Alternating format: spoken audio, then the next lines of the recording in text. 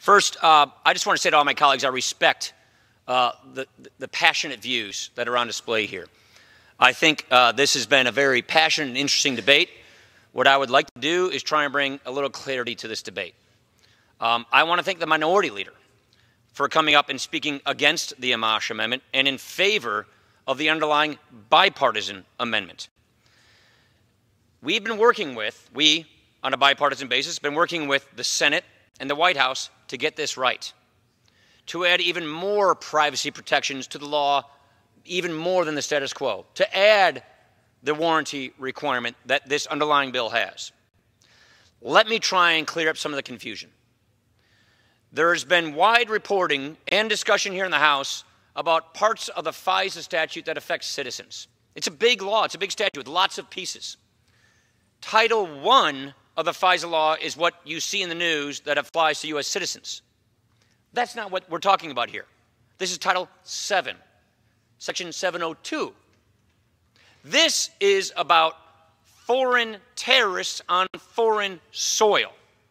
That's what this is about. So let's clear up some of the confusion here. Let me give you two examples. Two examples of what this program has done to keep our people safe.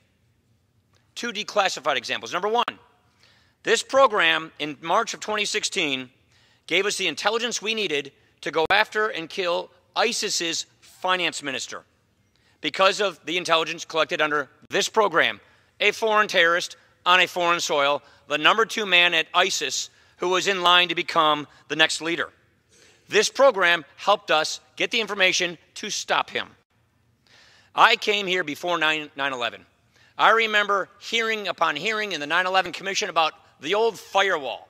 We were seeing what was going on overseas. Terrorists like Osama bin Laden in Afghanistan were doing all these things, and we couldn't pass that information on to our authorities here in America. We had this firewall that prevented us from connecting the dots. That was the big phrase we used back then in the early 2000s.